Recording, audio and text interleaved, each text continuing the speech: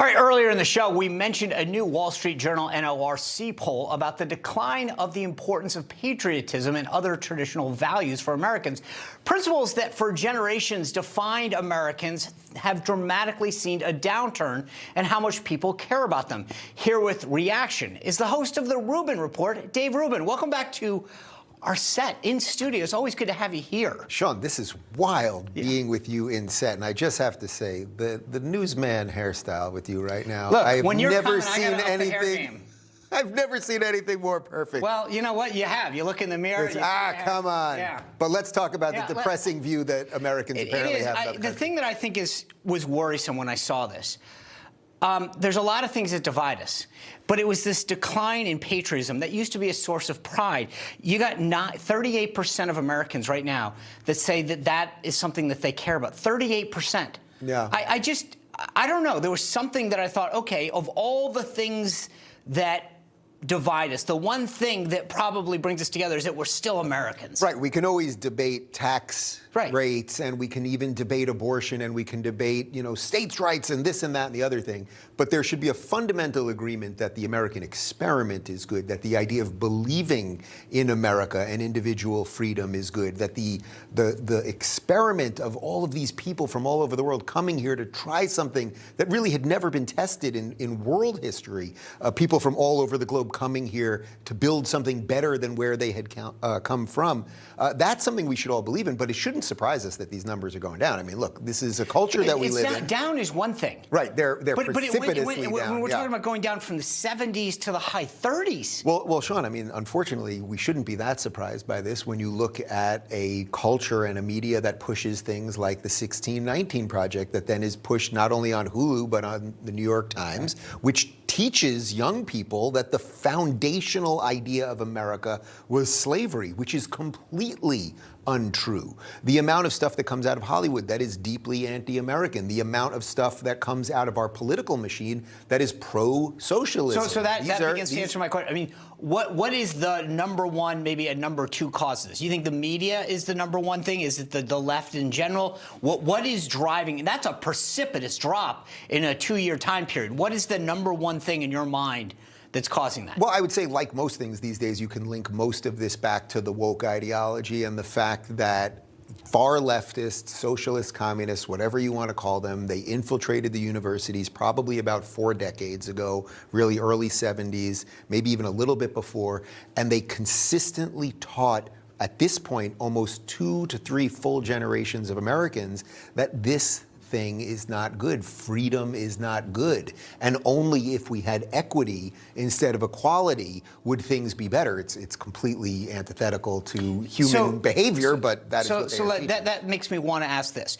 Have we crossed that Rubicon? Can we come back from this? Yes, okay, we can come back. Then how can we come back? Well, I'll tell you, I just sat down just an hour ago with Speaker McCarthy at the Capitol, and we talked about this very poll that we're referring to here. And his vision on this was this must come now from the schools, that our education system is so out of whack, and it is, without question. I don't believe that this can be done at a national level, but I think at the grassroots education level, whether someone watching this, that means your kids have to be homeschooled or pod schooled or private schooled or charter schooled, or, some states, especially Iowa, Arkansas, Florida, they are making the state schools better. But learning civics, learning pride in America, not propaganda, but actual truth about the struggles of this country to always become better. These are good things, and we've just completely forgotten them to focus only on the things that divide us, say sexuality, gender, and race. But the thing is, and I know you're a new parent, I got kids that are in 6th grade.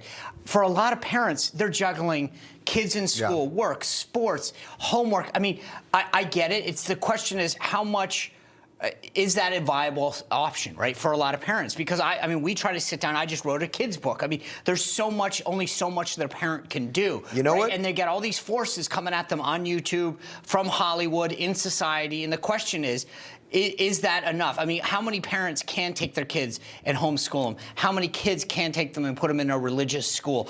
I get it. I'm for it. Don't get me wrong. I'm on the team. Well, Sean, unfortunately, look, there are no perfect answers that are going to be the right answer for absolutely everybody. But that building that's behind you on the screen here, that's only about 2 miles from where we're sitting right now, it's open again for the people. Yeah. It was jam-packed today with people taking tours and learning about an honest history of the United States, of our courts, of our presidency, of the Congress, all of those things.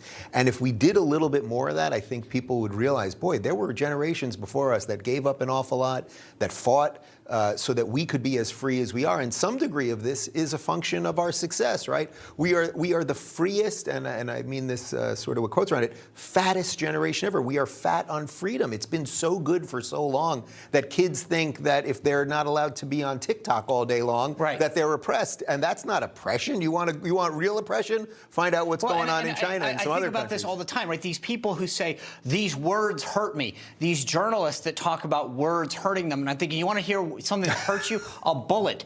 Like we saw the tragedy in Tennessee last year. We see journalists being attacked and members of the military under attack overseas protecting real freedom. That's what hurts you. And yet people are now at this point where, to your point, they don't understand what it takes to protect freedom. Well, I would say also that has a little something to do with a spiritual crisis that we're probably in as a nation as well. And I don't necessarily mean that in a purely religious lens, but I mean it in a sense of we don't know what we are anymore. You know, we're all walking around with this thing in our pocket, and we are staring at this thing with endless scroll and endlessly being slammed with news and information nonstop, and we don't know how it's changing us. I try not to tweet on the weekends. It does a little something. Guess what? The world continues afterwards. And I think if we figure out a way to maybe, like the Founding Fathers believed, if we could believe in something beyond ourselves, perhaps there would be a way of fixing something. I agree with you. It is that sense of having a higher calling and something bigger than yourself, whether it's serving the country, understanding that higher calling that we all have. Dave Rubin, always a pleasure to see you. Or the high hair of Sean Spicer, please. It's modeled on a higher calling itself. It's great to have you in town. Good to see you, obviously, it's like Vegas. You only want to be here for a few days. So gotta go. You gotta go. Good to see you.